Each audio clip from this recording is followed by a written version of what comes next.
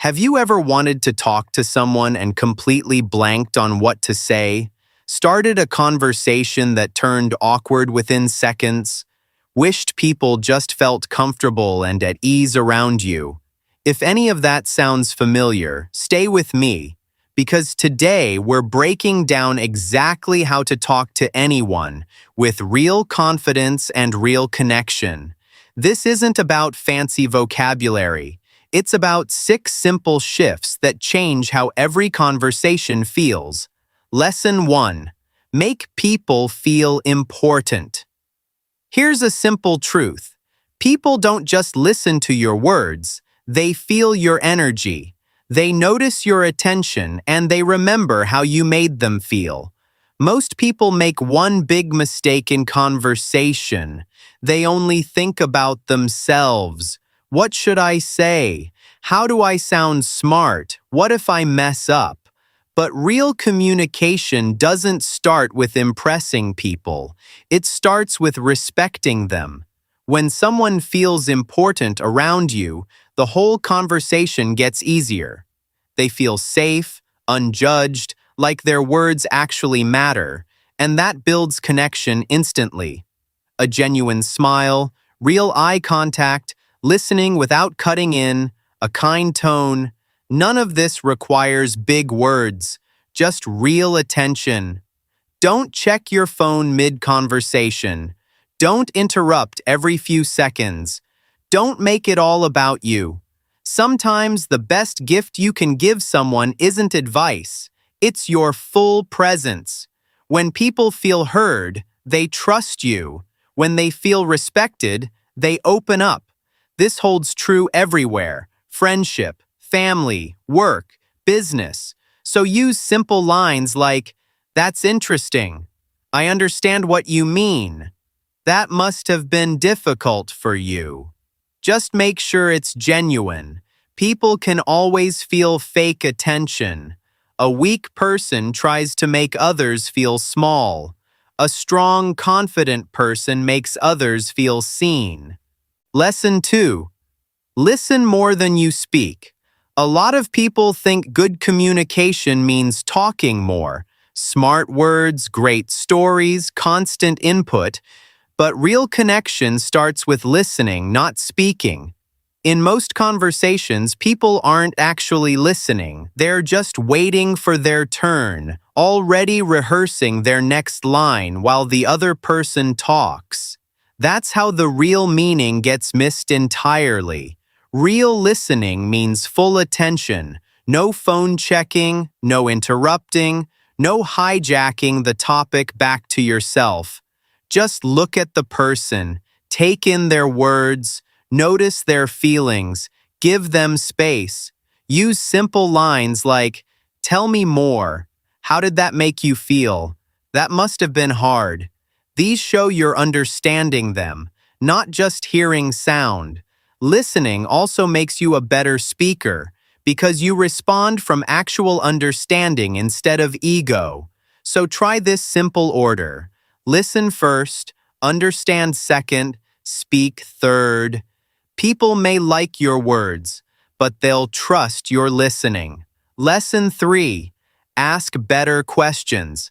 A good question can crack open a stalled conversation completely. The problem is most people ask dead-end questions. "How are you?" Gets you, "Fine," and then silence. It's not that the other person is boring. The question was just too small. Swap "How are you?" for "How was your day today?" Swap "Are you busy?" for "What are you working on these days?" These feel more natural and give people real room to open up. Just don't turn it into an interrogation. Ask one question, actually listen to the answer, respond with care, then follow up naturally. That sounds interesting. What made you start? And favor open questions over closed ones. Did you like the movie? Gets a one-word answer. What did you like about the movie? Gets a real conversation. Just always respect the other person's comfort. If they give a short answer or seem hesitant, don't push. Just shift gently. Small, genuinely curious questions can create surprisingly big connections. Quick one for you. What's a go-to question you use to keep a conversation alive when it starts to stall? Drop it in the comments. Genuinely curious what works for you. Lesson 4. Speak with kindness and confidence. Your tone can completely change how your words land. Say the right thing in a harsh tone, and people feel hurt anyway. That's why you need two things together: kindness, which makes people feel safe, and confidence, which makes them trust what you're saying. Confidence without kindness can sound arrogant. Kindness without confidence might not get taken seriously. Together, they're genuinely powerful.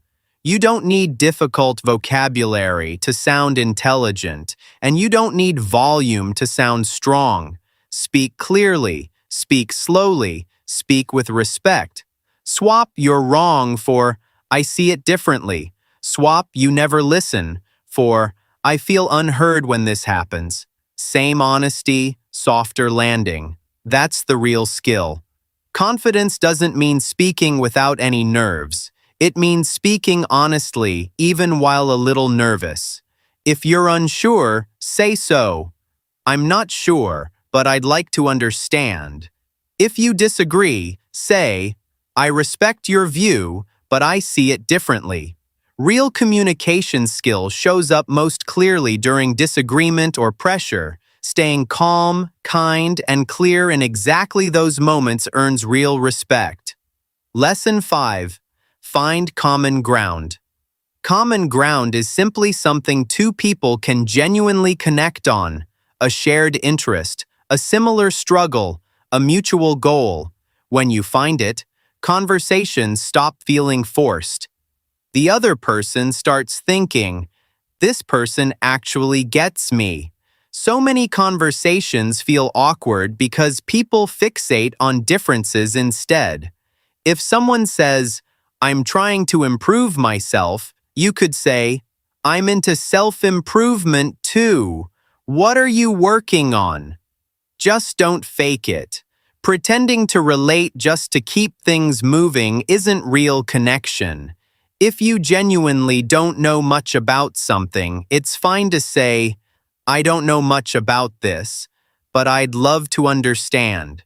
That's humility, and people respond well to it.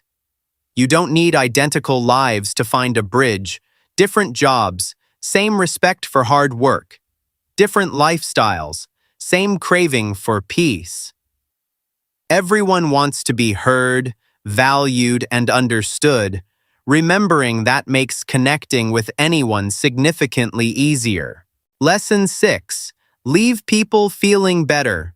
When a conversation with you ends, the other person should walk away feeling better, not worse. That's honestly one of the biggest secrets behind strong relationships. Some people make every conversation heavy, constant complaining, judgment, making it all about their own problems.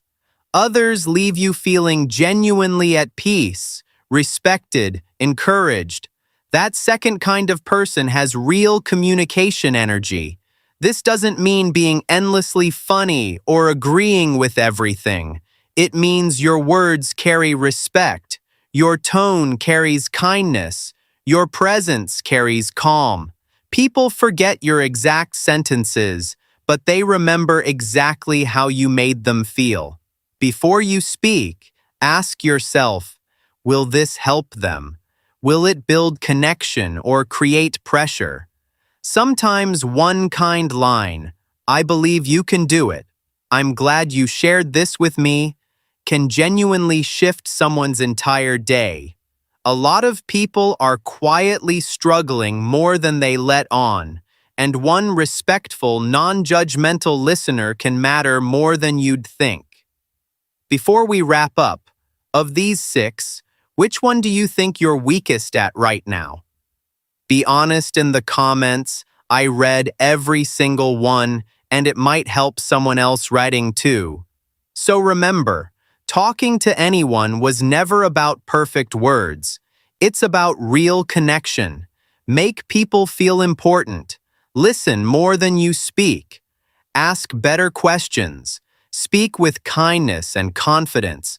Find common ground and leave people feeling better than before. Small habits, but they genuinely reshape your relationships, your opportunities, and honestly, your whole life.